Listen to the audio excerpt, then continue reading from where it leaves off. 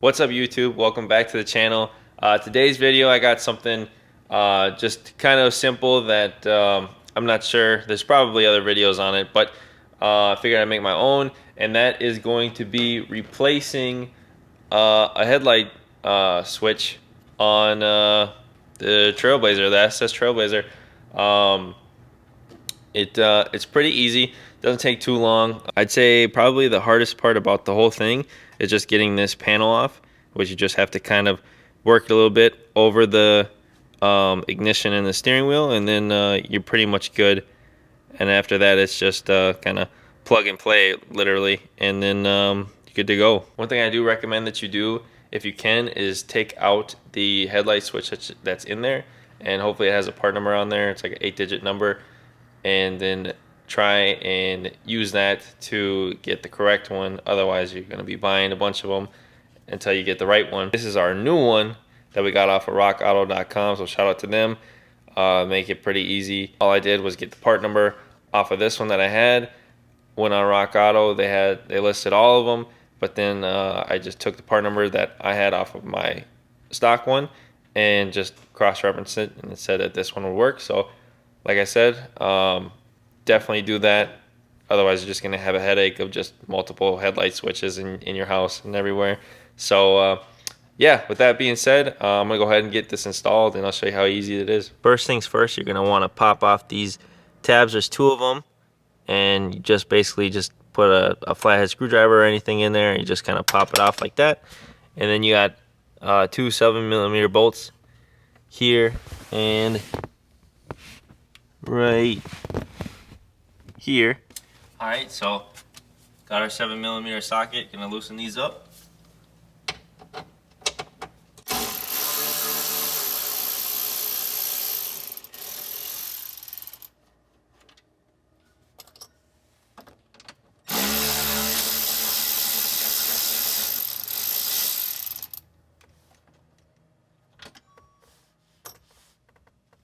And then next you got a bolt right there, and then another one right there that has to be removed, and then should be able to take this panel right out. All right, now that we got the bolts out, this should pop right out.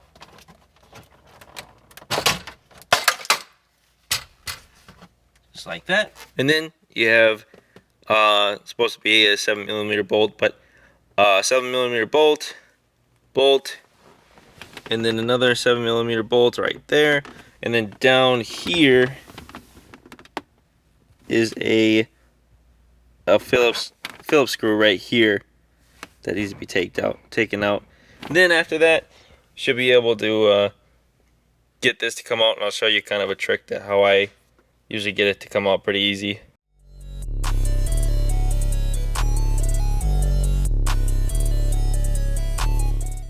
Also, guys, I forgot these screws. There's 2.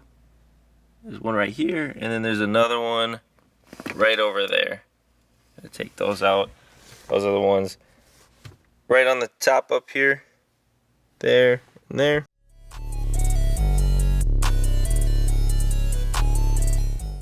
So now you got all the screws removed. This is ready to come off. And what I usually do is I just kind of gently move this a little bit, and then it'll kind of just pop off by itself. Like that. So once you get it like that, then you have to disconnect the windshield wiper switch.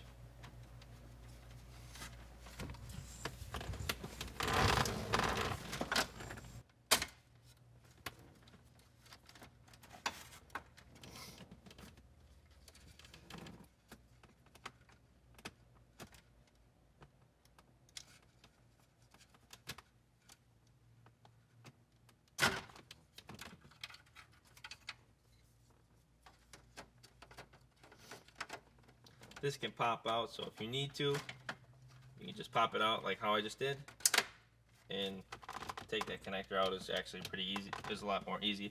But once you get it all ready to go, then what I like to do is you kind of bend it a little bit to get it over here.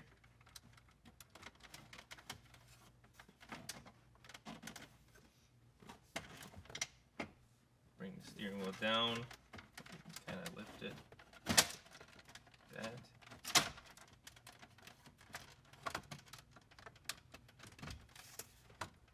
And then if you look on this headlight switch, these tabs right here, if you push these in on each side, this part will come right out. And then you can pretty much just take it right out of here, unplug it, plug the new one in, and pretty much plug all this back together.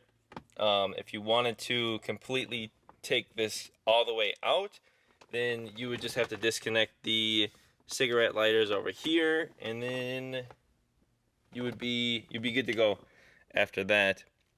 But since I am just placing the headlight switch, I'm not going to take it all the way out. I'm just going to remove this and then put the new one in, and we should be good to go. But since there's tabs, and I can show you on the new one, just tabs, you kind of just move them back and pull, and it comes out just like this. And then once you get it out, you just unplug those two connectors and then plug in the new one and put it back in. Now that I got it out, I can kind of show you a better idea, but it has these tabs on each side. So basically you just push them in and then pull back a little bit and should slide right out. And as you can tell, obviously the one that was in there was the wrong one. This one's for an EXT model, and then this is the right one that I bought, and then this is the OE one right here. So definitely recommend getting the part number off the OE one, or going to the dealership and getting the correct part number, everything. That way it just makes life so much easier. And so now, pretty simple. Just take this connector, obviously it lines up right here, so plug that one in.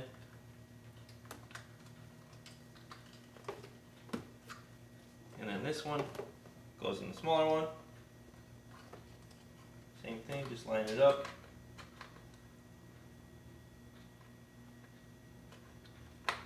Just like that. We're all good to go. Now the rest is pretty much just putting it back together. Everything I did just the other way. So I'm just gonna throw on a time lapse, and I'll have this thing put back together pretty quick here.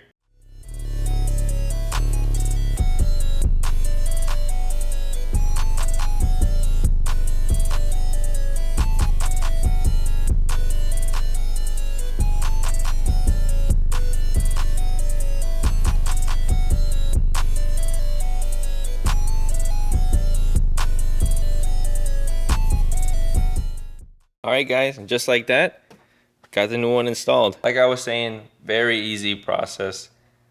Just make sure you get the right one. Yeah, that's going to do it for today's video. Thank you so much for watching. Make sure you like, share, and subscribe. And I'll see you on the next one. Peace.